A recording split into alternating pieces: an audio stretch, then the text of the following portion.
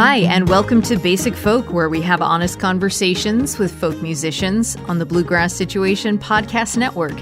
I'm Cindy Howes, and I am the host of this podcast.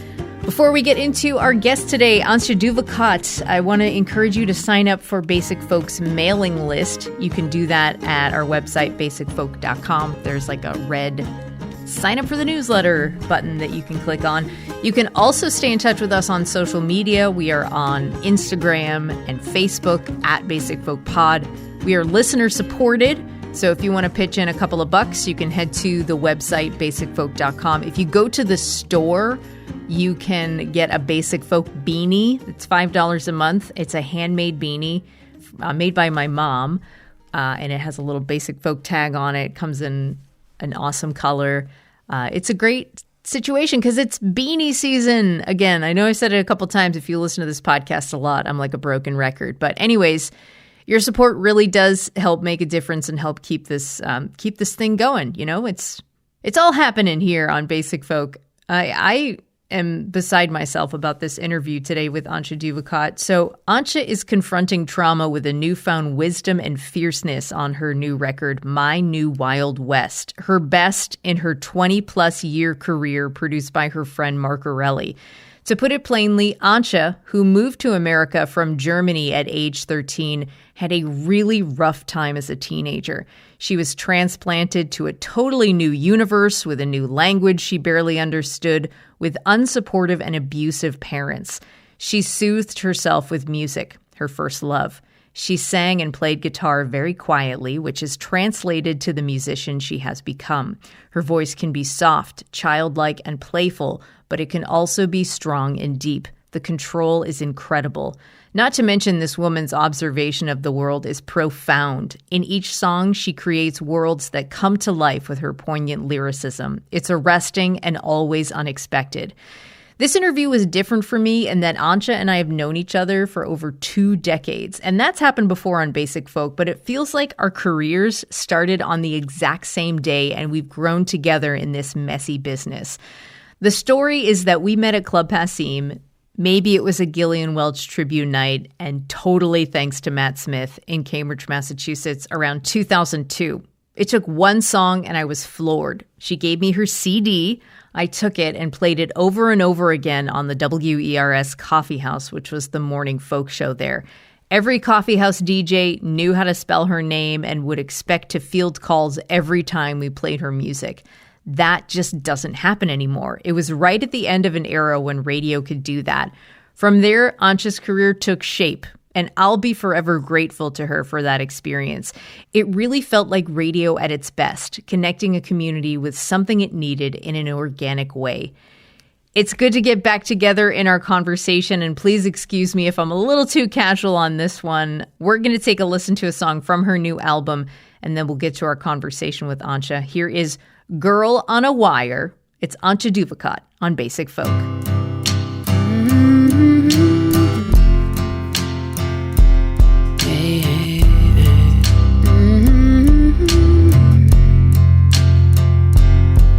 Out of stardust, I was exploded onto the scene. Out of my mom and pop's only chance meeting, my daddy slipped me a picture of a slingshot and a stone, and he was gone. There in my mama's apartment of bitter blue dreams, I stuffed my stars in compartments where no one could see them, and mama bended and caved to her vice and rage, and eyes age descended. So I filled my own cup, cause time was backed up. They say time heals all wounds, but who can grapple with that thick of a backlog like that when tick-tock? Time is all we've got. And as the ice age descending, is that all that you got? I assure you I not unravel. Let the doubters upend me, let the naysayers stop. I am the girl who dared gravity. Antje Duvekot, this is a big deal. Thank you for being on Basic Folk. It's so nice to see you. Yes, we have known each other for many years. the last time we saw each other, you stayed at my house and you parked. You were like, can I park anywhere? I was like, yep, park anywhere. And you did the most Antje thing ever. It's like you found like the one spot in the neighborhood where they took it that was like, it was like an electric car parking spot. It was the one electric car parking spot. I found it. Yeah. All right. I have a lot of important questions to ask you. Are you ready? You were born in Germany, lived in Heidelberg, and you have had a love for music since like before you could remember. Like I've read stories about you leaving the kids at the playground and looking for the adults playing music around a campfire.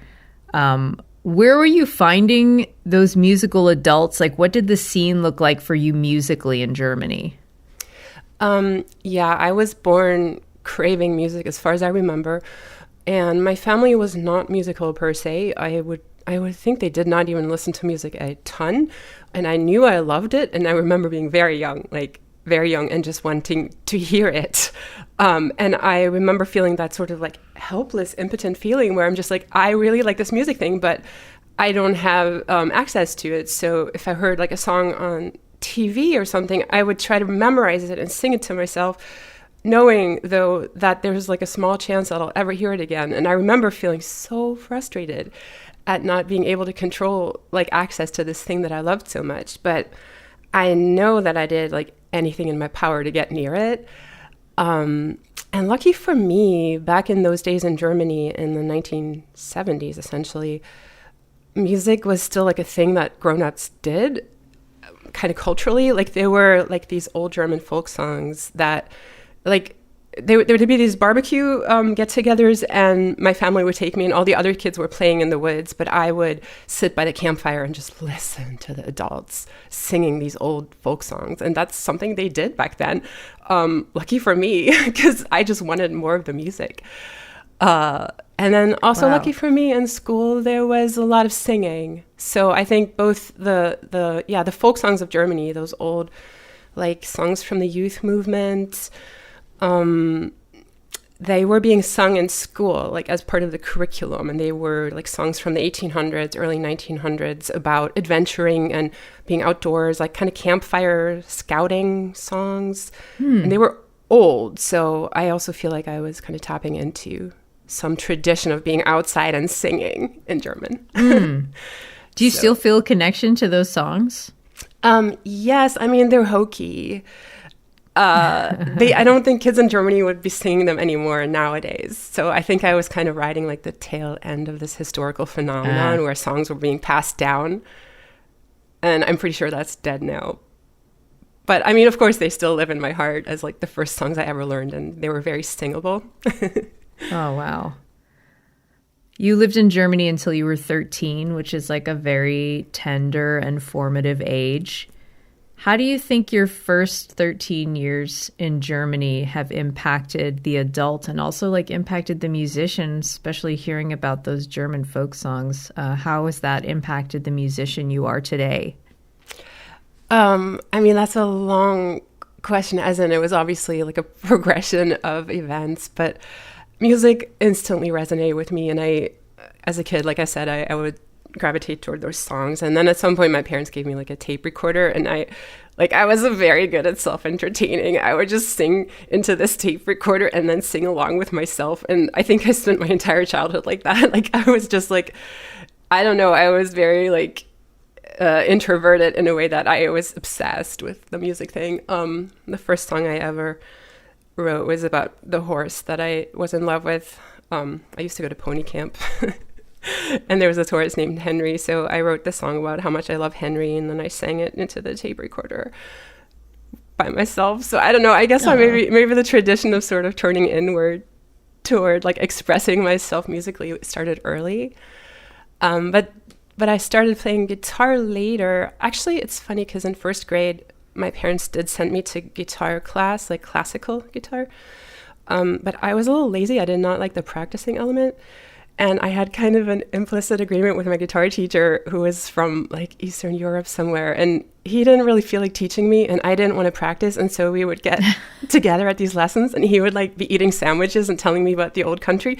And I never told my parents that like we didn't do any guitar work at those classes.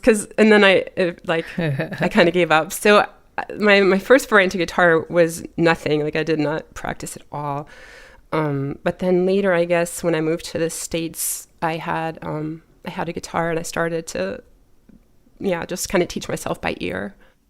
When you moved to America, you didn't speak any English and you didn't know anyone. How do you think that experience has impacted the way you connect with others and make new friends? So it's no secret that my move to the States when I was 13 years old in the middle of 7th grade was a little bit formative in that it was such a rift from, like, I had a pretty, I would say, like a happy childhood in Germany. I had, my mom and my dad. I was integrated into the community, but then my mom divorced my dad and left him in Germany and brought me to the States. And I didn't speak much English. And she remarried, and that's when things got really hard. Like, I didn't understand anything culturally. I was so confused. Like, I didn't understand what people were talking about in school, and it just felt pretty left out at school. And then things got things got difficult at home as well. And so I spent that time, like between the ages of 13 and 17 or so, finding like real solace and safe space in music. Like it was the only place where I was safe in a way. Like school was scary. Life at home was also scary, actually. But between school and like the evening, I would walk around the neighborhood with a Discman and listen to music. And it was just the only time in my day where I felt like not alone. Like these, that's when I discovered folk music. So I discovered like John Gorka and Ellis Paul. Somehow I got my hand on like a Rounder record compilation tape. And, I didn't have a lot of these tapes. I probably had like 5 tapes total, but I would listen to them every day, and I would just crawl into these voices, like John Gorka's warm voice, and the acoustic guitar voice thing just really comforted me too. The sound, I was really drawn to the sound. I don't know that I even knew what the lyrics were about. So I would say like music sort of saved me during those high school years that were immensely difficult. And as a result, I think it was clear to me that I need to do this, because it was almost like I was so grateful for music having been my life raft that it was a no-brainer that I wanted to return that and become that and, go in that direction. So, I don't know how other people come to music, but for me, it was almost like there was no other thing in the world that mattered to me during that time. So this is interesting to think about, like, since you were spending so much time alone, like what kind of relationship did you have with yourself and spending time with yourself, and like how has that evolved? That's such a good question. I mean, I think I always wanted to reach out to people. I just didn't know how. Like from age 13 onward, I was culturally lost. Like I didn't understand how to even fit in. Like I wouldn't have had a chance. Like kids at school were talking about things I just did not understand, like TV shows, and they kept like saying like, I'm going to give you a wedgie, not to me personally, but they would be saying to other kids like, I'm going to give you a wedgie, and like I didn't even know what a wedgie was. So like I never got a wedgie, but I felt so left out, like not knowing what is going on here, like what is a wedgie. And then like there was all this weird gender stuff, like on Valentine's Day, like a boy's supposed to give you a Valentine and walk you to your locker, and I was like, I don't know how to do this. So I think my like sense of sort of feeling like I don't know the social code to how to fit in, maybe that sort of started me on a journey of wishing I knew the secret of how to fit in. And to soothe myself, I think I started to turn to music and to develop this like inner world through music. But I in the end, I really just wanted to reach out to people, and in a way, music helped me do that. So I think like by becoming a songwriter and practicing singing and becoming good at what I do, I started to develop this thing that would draw people to me. So even though I was wildly shy, people were like, hey, you have a really good voice. Like, let me hear you sing. And so I think my very first bridge to people was my singing voice in a weird way. Like, it was my most extroverted feature that I could sing for people. Yeah. Yeah. And I'm really grateful. Like that early bridge to people, I probably would have figured it out another way too if I didn't have music, but it's how I got myself over to the other side and became a part of something, you know. I read that your parents were very pragmatic and super against you pursuing music, and you choosing music as your career is a big reason why you don't speak to them anymore. Because of their perspective on the arts as being frivolous, what is your relationship to the appreciation of creativity? And maybe like second part of this question, how about your relationship with being practical? Practical. So actually, I might have to revise that question a little bit, because I think like maybe the story used to go something like my parents didn't let me play music, and that's true. But it was primarily my stepdad that forbid it. And I think for some people that's like practical concerns, like their parents might want them to become a doctor or something like that instead. But if I'm being completely like honest, I don't think that's what it was. Like, I think my stepdad wanted to take the thing that I loved the most away from me. And it was more actually like more dark and nefarious than that, than just practicality. So I think for me, music was such a refuge and such a coping mechanism when I was a teenager. And my stepdad was abusive. And I think he knew that this was the thing that was giving me joy. And so he was driving the prohibition on music. So I mean, like, it would take my guitar from me, but I was. It's funny because I play guitar really quietly, and I was thinking about this like the other day. Like when I'm doing a sound check or something, the engineer is usually like, "Okay, like play the loudest you're gonna get," and I'm like, "Yep, no, that's it." Like, I just like quietly picking. That's how I play, and I think that might have had its origin in those early days because I had to play like secretly under the radar, and I had to play like below the hearing of my parents and my stepdad in particular. So I started my relationship with music in secret. And yet it was like my ally in surviving. I mean, in the end, I'm still very grateful to have had that, but it's an odd way to start making music. It's felt surreptitious, and sometimes it still does.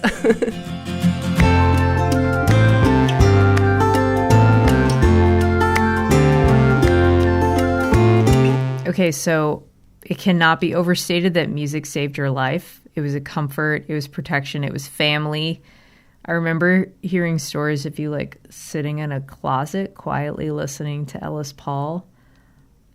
Does music still impact you that way? Like, how do you relate to music now? Yeah. I still have such gratitude to music. I love it with all my heart in a way that I don't know what it's like for other people, but I don't know what I would have done without it.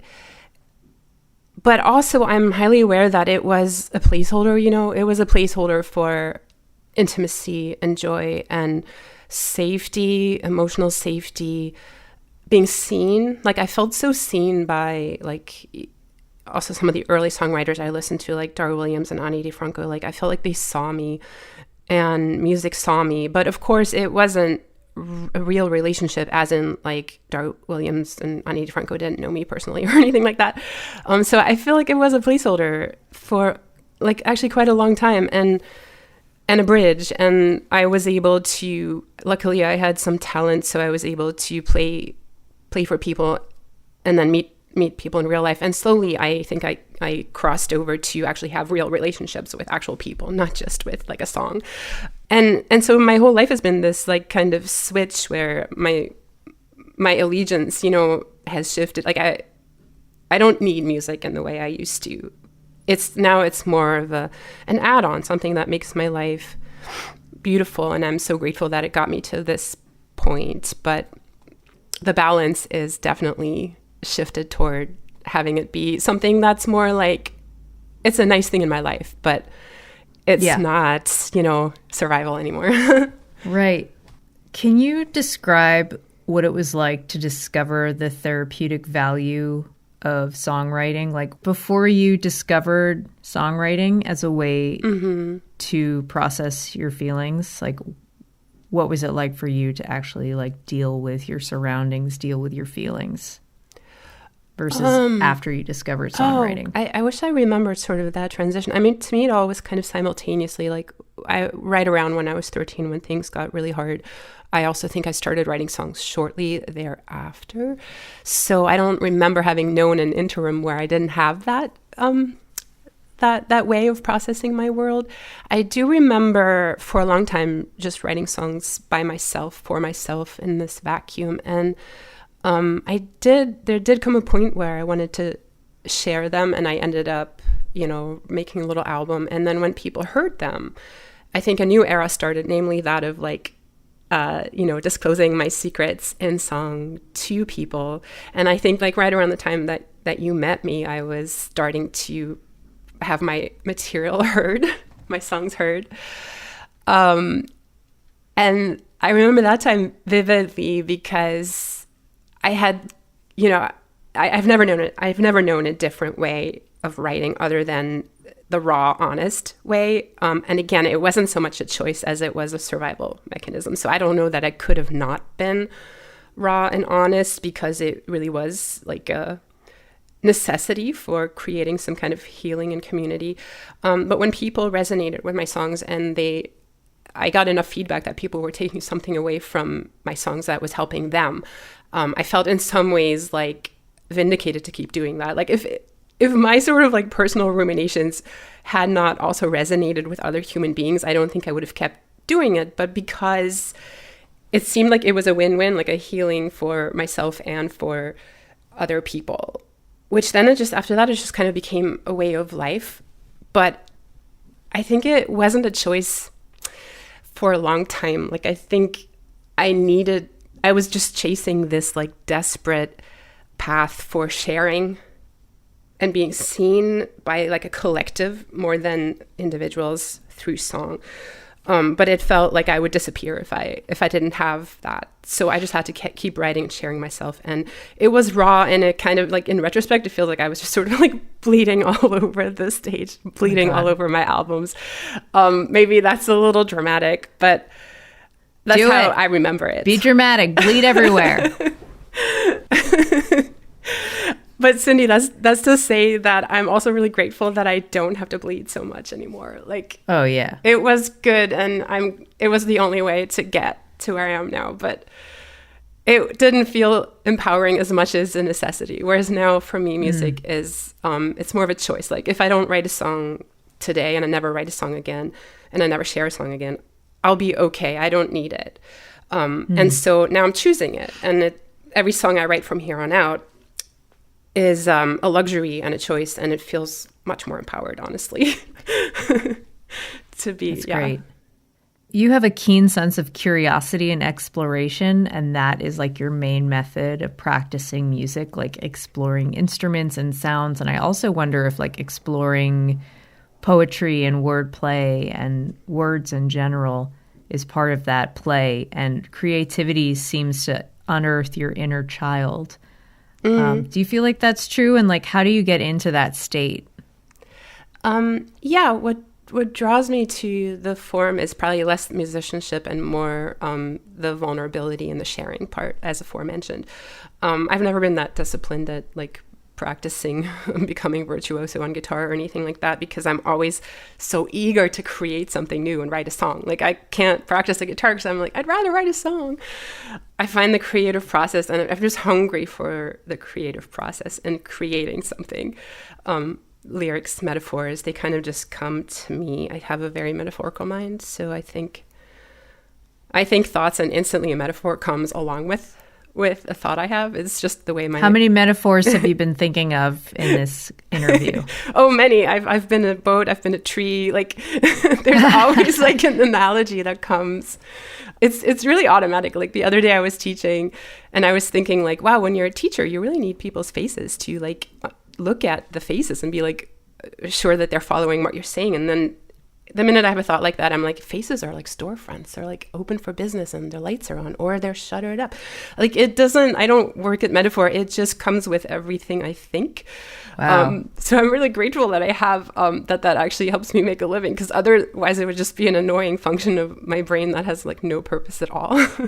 Right. Wow. You are like wired for songwriting. Yeah, I think that might be true. Yeah. Okay, so let's get back to the chronological order of things. So you left home, you go to University of Delaware, where you are one of the top most influential alumna of the University of Delaware, including Joe Biden. Apparently. You start crushing it immediately with music. You are winning open mics. You're selling homemade albums. You're getting attention. You try out New York. It didn't work out. Right? You immediately leave and make it to Boston.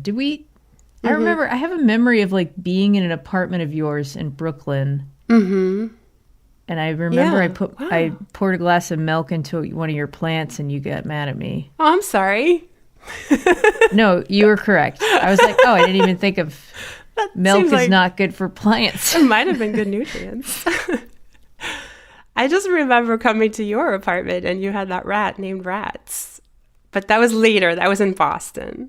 Yeah, that is old school. But okay, so you make it to Boston. Can you refresh my memory, like what made you come to Boston? Yeah, I think it was you in an indirect way. I mean, New York was not happening. I didn't know where to start. It was just overwhelming. But then WERS started playing my music up in Boston while I was still living in New York. And you single-handedly, like, made me have a name in Boston because you spun my song Long Way, I think it was. Like, yeah, I think we met at a Gillian Welch tribute. Does that sound familiar? Yeah, maybe. It was like a Gillian Welch tribute, and I met Anais Mitchell the same night. Wow. Big night for Cindy. We had some really good... I mean, I grew up with all these amazing peers in that era. Totally. Same. Yeah.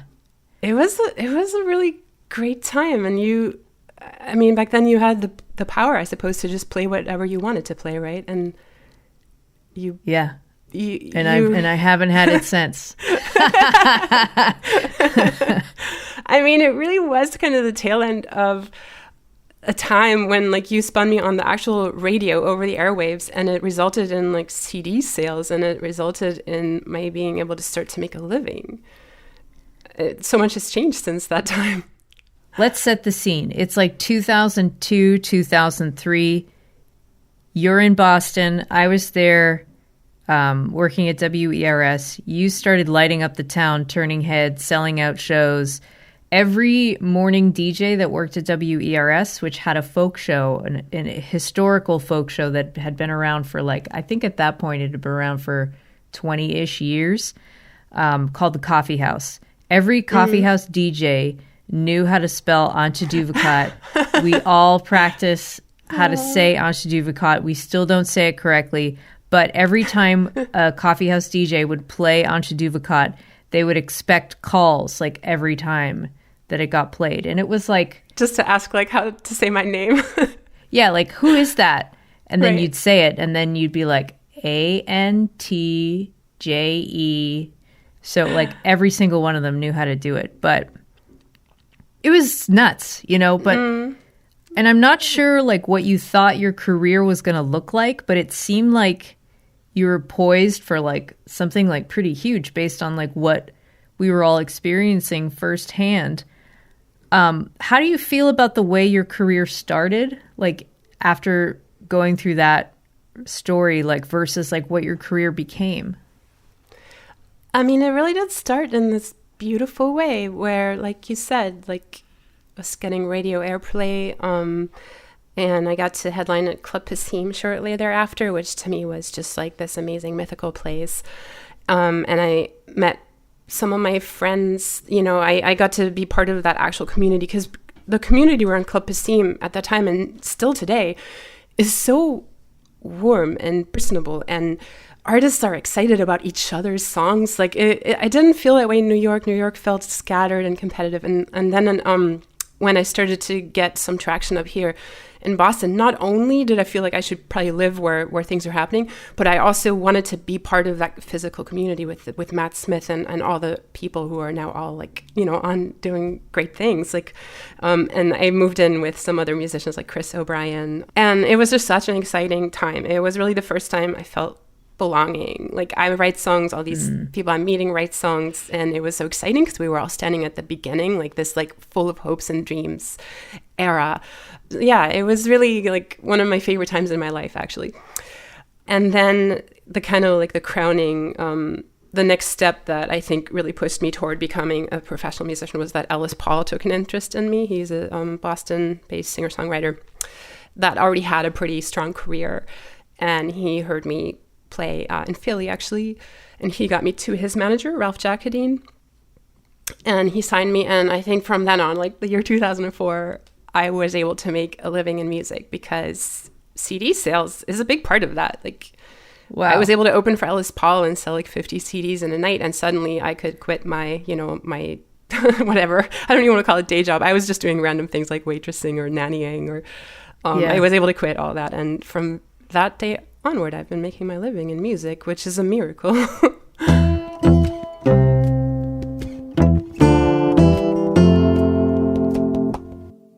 This brings us to the topic of scrappiness. Another reason you found Boston to be more your speed is because it's less fancy. It's like more folky. And Antje, you are one of the most scrappy people I have ever met, and I say that with lots and lots of love. I know.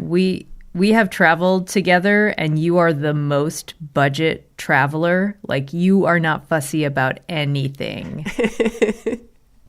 Except for apparently milk in my potted plants. Oh, yeah, that was the only thing. I was like, Antje's not going to care if right. I guess she is.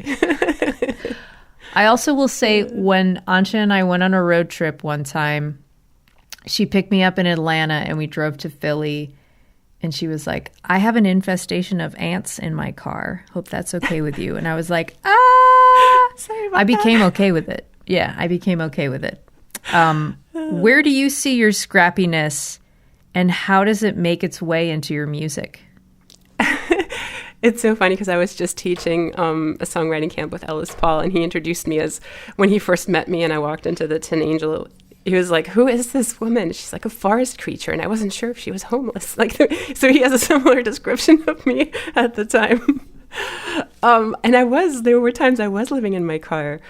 Yeah, I had this single-minded dream I just wanted to pursue art. I don't think I was like very obsessed with like material possessions or fame, for that matter. Like, I was hungry. Like, I feel like I was hungry for the creative process and for art itself. Like, I think some people, maybe peers, were more hungry for recognition and fame, and I just didn't have that. I was hungry for the expression part of things. But maybe what that also ended up, what that might have led to, is that I didn't necessarily pursue all the like smart career moves, because I'd rather write a new song than go to folk conference or something like that. I didn't have like business acumen. So anything that happened to me with my music career was more luck than by design. But I got lucky a few times along the way. So, and You're Spinning My Song was one of them. Ellis Paul discovering me and taking it absolutely upon himself to give me a leg up. Like, I never asked anyone for help. I was a little too humble for that. So Ellis Paul took me on the road for a year and a half and shared his fan base with me. And that really set me on a good course towards selling out shows or doing this for a living. And then also I got lucky with the band Solas. They're Irish band, and somehow I got a hold of a demo tape of mine that I sent to a friend of a friend's friend who was an A&R guy. Like, and he found it in his couch cushions, like a very roundabout way that this person heard my songs, got them to Solas. They covered a lot of my songs and took me on the road with them. But all these things were just really random. Like if I could do it all over again, I maybe the random Super Bowl commercial in 2007. Right, yeah, like the son of the creative director at Hill Holiday ad agency was at camp and he heard my song, and his dad like put me in a Bank of America commercial with a song of mine, which was like really lucrative and helped me, but these things are not things I sought out in any way. So in retrospect, I do wonder if I had been a little bit more had a little more agency, whether things would have gone differently, but I got lucky a few times. Yeah. Just doesn't seem like you were interested in that. Like you weren't obviously you weren't thumbing your nose up at Bank of America or anything, but it wasn't you didn't have a strategic plan, which seems like it's okay. Yeah, I don't want to pride myself in that. I don't want to perversely pride myself in being a pure artist who's not interested in commercial endeavors, because I don't see it that way. I think part of it was also me being too scared to just say hey, listen to me, I'm good. I should have done that. So I don't romanticize that path or that philosophy. But at least I was very driven regarding my art, and I still am. So hopefully that counts for something. Yeah, totally. Yeah, no, that's cool to hear about a creative drive. You are an introvert. We've talked about this a little bit in our conversation right now. How do you balance that with being a traveling stage performer in a world that requires you to engage with all sorts of people? Well, actually, I was on the road pretty hardcore for 10 years or so. I was on Fleming booking agency, and they were hoping I would be the next best thing, so they booked me hard. So I was touring a lot, and to be honest, it was actually the most lonely time of my life. It sounds social, but it's really not. You actually spend most of your time in the car or at rest stops talking to nobody. So I got awfully lonely when I was on the road that much. It was hard for me to build a life with people that recur. So, you would meet people, at shows, and then you would even really connect with them and be I could be a friend. Also, I'll see you never again. Bye again. And then you just lose people to the universe, and they never recur in your life. And yes, that is so antithetical to what an introvert wants. An introvert wants a small group of friends that they see all the time, versus meeting new people and getting that thrill of commanding a room. I don't have that. As an introvert, I don't really want to meet lots of new people. So in that sense, maybe it's kind of misaligned with my job. But I love writing songs, and I love creating that shared experience and that space of intimacy and sharing and truth. So that is the introvert part of me that definitely gets fulfilled in performing. It's the kind of going deep. So it's a weird combination, because it's there's a shallow surface stuff, talking to people at the CD table, that I'm not at all made for. But the sharing deep things part is absolutely my speed. So I make it work. All right, let's talk about this record. New Wild West. It's your 5th studio album. Here's what the bio says. It marks the pivotal juncture of midlife and represents a new rung on the ladder of healing from trauma. Cool. Woohoo, trauma. This is sexy stuff. Really sexy stuff. Middle age? Middle you age. Kidding? I know. Great. Yay. Antje, what's been your relationship to aging? Really good. So, yeah, when I was writing that bio, actually, a friend of mine was like, are you sure you want to lead with trauma and middle age? I was like, yeah, no, I do. I know it doesn't have that sort of sparkly sound, but what it means to me is positive. I am so grateful for middle age. It's a time of finally finding my voice, and I think a lot of other people in this time of their life start to know who they are and stop apologizing for it. It's kind of a wonderful time, and also it's a time where I feel more distant from the early trauma of my teenage years. Like I finally feel like I have a handle on it, and I like who I've become, but it was hard won. And so to me, the record and this time in my life is a total celebration of finally having the strength to, like, a lot of the songs on this album really, I think, talk directly to trauma, and they fight back in a way. Like, I think my early work was just kind of like, I gotta share this. Here's a song about something that makes me feel sad and isolated. It's hard. And then I would hope that someone else would relate to it. Whereas now I think my songs are a little bit more, they have more like anger and edge and fights, and they're kind of like, yeah, trauma, I see you, but you know what, you can't hurt me anymore. I've got this. Like, I'm bigger than you. And this is just something that happened over time. Like, I do kind of, I'm able to look at my songs as a reflection of where I'm at, because I am so unfiltered, for better or for worse. So it's nice though to be like, oh, look at the songs I'm writing now. Okay, I think like I like them, not just because I like them, but I like them because of what they represent to myself, as in I've come a long way, and I'm really excited to share this with people, and hopefully also give people hope that this, I don't know. I mean, I feel like I've kind of like grown in kind of a public way. Like, my entire like process from healing from trauma has been public, which can be tricky. So like the other day, someone came to my show and they were talking to me after, and they said, it seems like you always have one wheel in the ditch. And when I heard that, I was kind of taken aback, because I was like, is that how I come across? Like, I never, I don't think of myself that way. Like, I think of myself more as like, I share because I want to help other people get their wheel out of the ditch. Like, I feel like I'm more like, I'm AAA. Like, I pull people out of the ditch. But this person saw me as having some kind of like a flaw, like a compromised, I don't know. I don't exactly know what he meant by that. But I don't know. I believe in the mission. I believe in the mission, using art to like honor the experience that is life. And sometimes it's really hard. And also to celebrate the advances. Like, I mean, if I have one wheel in the ditch, I have 3 wheels on the road, and I'm pretty excited about that. So I want to like celebrate Way that. to turn it around.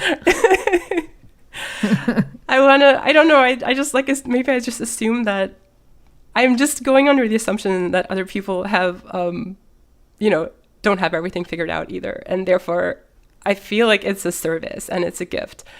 And to be honest in music. What's it like for you to create music that feels like it's protecting you and protecting others the way that the music of your teen years did?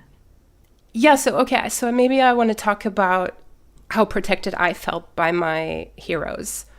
So especially there's Dar Williams. I don't know. She just made me feel so seen with her songs, all of them. And she was real. Like, she talked about insecurity and isolation, and she has a song about therapy, and she talks about like how it's like being behind the Berlin Wall. She's like, I could see their fireworks, I could hear their radio. And I think in that, when she wrote that song, she's kind of talking about being shut in, like being like seeing the world of people, but at least this is how I interpret it, but not being able to participate and not knowing how to get to the other side and be part of people. I think that's a strain that runs through Dar Williams' lyrics, and it spoke to me so deeply, because at the time that I was listening to her, I was feeling that way, and I was just so grateful that someone else in this universe feels that way, and they're making it so beautiful with songs, and they're singing about it, and it held me. It held me in a safe kind of way. And same with Ani DiFranco. Like, she was able to talk about things that I didn't know that you were allowed to talk about in songs, like raw things. And so because they did that for me, I decided that it was almost like my job to do that for other people, even though it's definitely hard sometimes and it's definitely vulnerable.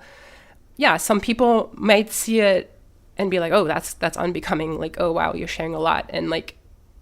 And then they can try to make you feel bad about it. And I have struggled with that. Sometimes, like the comment about like the one wheel in the ditch thing, I was like, oh gosh, do I do I come across that way? Should I rein it in? Should I just be a little more antiseptic in what I talk about? But then when I have that thought, yeah. Can I just say something? It just fucking shocks me, like what men think they can say to women. Yes. Can I? Okay. That's all. It's often men. I'm sorry, but this is the truth. He said, like, I'm worried about you. It seems like you always have one wheel in the ditch. And I was like, who do you think you are? That's not your right to comment like that. Right. Yeah, that happened, but it happens. So this is something that when you're a public figure of sorts, this will happen. So you have to kind of find ways to deal with it. And at first I can like end up reeling from it a bit. But then when I ask myself, like this Ani DiFranco lyric, would you prefer the easy way? No, well, okay, then don't cry. No, I wouldn't prefer the easy way. I believe in the mission. I'll keep doing it. But sometimes you have to kind of regroup and recommit to vulnerability. Oh, you are lighting me up right now. Okay, let's talk about a man we love, Mark Orelli. Yeah. He produced this record. This is your best record. And I feel like you found your producing partner, and I'm pretty pumped about it. Aw, thanks. Why do you think this works so well with Mark? Mark is such a sensitive musician. I don't know that I've run into anyone with his musicality before. Like, he never, ever overplays. He always just makes the most gorgeous choice. It's always so, like, targeted and mindful. And I was watching him play the other day, and sometimes he barely, like, touches the strings. Like, his dynamic range, I mean, he's just an unspeakably amazing musician. And I don't mean in a sort of, like, he's got the chops, though he does, but his feel is... it's moving. So like that tour when you and I got together and Mark was touring with me, when he would play with me on stage and you came to the show, I wanted to live there. I was just like, wow, I've like never been backed up by someone where I just feel like he takes my my sound to like heaven. So, I mean, I was and still am pretty starstruck by Mark because he has this musicality that I could only dream of. So when he was playing with me, I was like, wow. If only I could just like bottle this up, but I'll just take what I can get. But after the tour, like I had told him I'm making an album and he was like, I'd like to put my hat in the ring for producing. Oh, right on. And when I got that email, I was like, yes, like I wrote back like right away. I was like, this does not require any thought or consideration. The answer is like, hell yes. And so I wrote back literally within seconds, like, yes, please. And so he produced the entire thing and he plays like any instrument. Like he played basically almost all the instruments on the record. We had a couple of outside players, but I don't know how there's that much talent in one man, but he's a freak of nature.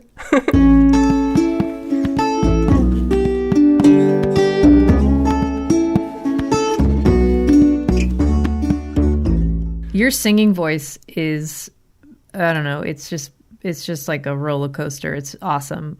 You have several different shades to your singing voice. Here are 3 takeaways that I have compiled of the Antje voice. There's like the very strong, beautiful Antje voice. There's the fragile glass china voice and the spooky deep voice that maybe is a little scary. Like, nice.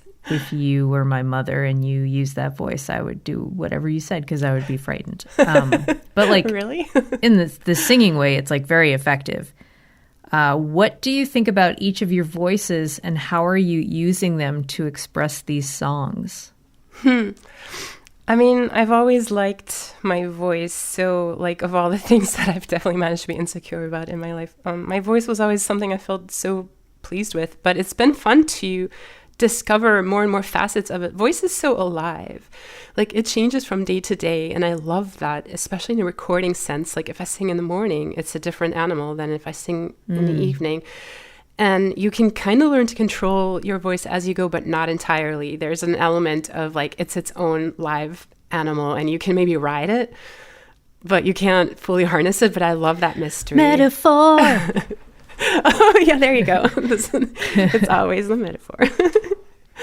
So I love That's that. I cool. love that you can't totally know how to make it magic. Otherwise, it wouldn't be magic.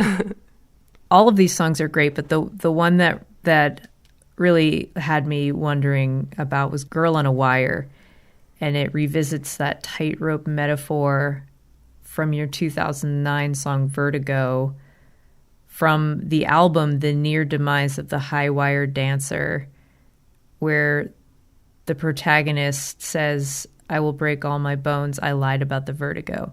So in this song, the protagonist sings that she walks a tightrope in the eye of the storm. Okay, so first of all, a couple questions about this song. What is it with the tightrope metaphor? Well, it's such a precarious visual, like being on a tightrope. You know, it's like scary and vulnerable. I'm sure that's where that came from in both songs, actually. That's cool that you had like you have like a part two. I didn't set out to do that. Probably metaphors recycle, you know, because Oh, right. in your own mind, you can often. Now that we're in middle age, Yeah, they're coming back around. Limited arsenal. repurposing old content. But it's funny that it changed in that way. I didn't. It all happened subconsciously. But apparently, in the song Vertigo, I'm just afraid of falling from the tightrope and breaking all my bones. And like, I'm an imposter. Like, what am I even doing up here? Like, I'm up here, but I'm pretty sure it'll not end well. And then in this song, Girl on a Wire, I'm like, I was thinking of that movie, Man on a Wire, where he walks between the two World Trade Centers as an act of art.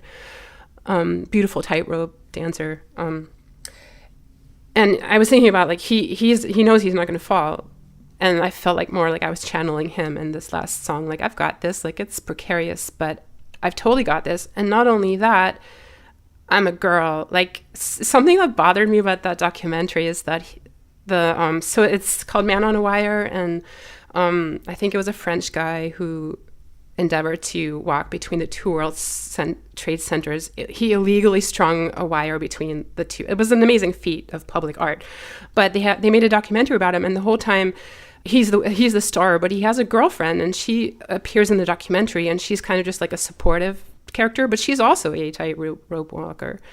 And so there's a bit of a feminist feel. I'm like, you know what? Like, I'm a girl on the wire. Like, you can keep your Phoenix, SpaceX, Richard Branson. This is me flying. This is me dancing. I walk a tightrope in the eye of the storm. Give me your backlash, Cardi B warned me. You hang in place, sir, just like your world. But I'm the man on the wire, not the wireman's girl. So I think that all came from like some sense of like anger around like the man getting the credit. So there's also just this feminism that I think has been creeping up more in my writing. Like, it's so funny how feminism takes a while to mature. Like, when I was younger, I don't think I would have even called myself feminist, even though I should have. I just didn't yet have the perspective of like recurring insult that kind of adds up over the course of a lifetime. Like, now that I'm middle-aged, I'm like thinking back, I'm like, fuck that. Like, all of this, like all these ways in which when I was young, I was just like, oh, whatever. And now I think I'm just finding this like stronger female rage. And I don't know where that's going to go in my writing either. Like, I wouldn't be surprised if my next album is like more edgy and angry still, but it's happening. And that song, I think, is maybe a manifestation of that. That's cool. Yeah, that line definitely stuck out to me. I am the man on the wire. It reminded me of like Nico Case has a song, I'm a Man. And Tammy Nielsen, her record she put out last year is called Kingmaker. She's calling herself a king on the album. Mm-hmm. I love that. Songs like that. Yeah. Okay, I wasn't going to ask you about God, but then you went and ended the record with Bob Dylan's Ring Them Bells, which is a song that was inspired by the Gospel of Matthew, and these bells proclaim the end of humankind. That's what the Gospel of Matthew says. But what an interesting song to close the record. Beautiful performance. I love everything about it. Your voice, every note that you sing is so interesting, and I actually can't wait to hear it again. But what do the bells symbolize to you, and why is this the album closer? Okay, I'm not going to have a very good profound answer for that. During COVID, I was just putting out a lot of sort of weekly cover songs to kind of get like people. Don't you dare give me this answer. I'm sorry. Antje. And I just liked my performance of it. Well, it's an awesome performance for sure. And like, I would like listen to Dylan's version like right after it. And it's like very cool what you did with the cover. Like it is such a religious song and you're like a questioning atheist as far as I know. Yeah, I think I want something like that, something more. I want to be able to access more spirituality. So maybe it's a bit of me like stretching. I was going to write down my take on it, but I was going to allow you to give your take. I'd love to hear your take. You're just like ending it on such a spiritual note for yourself. Like you're the bells and you're going to save yourself. Okay. That's not super profound because I didn't write it down. No, I like that. Maybe I did want to end the album in kind of peaceful, larger than myself way. Maybe sometimes, yeah. Man, I'm totally fishing here and making you come up with all of these. No, I love it. Your questions are always provocative out of the box. Oh, thanks.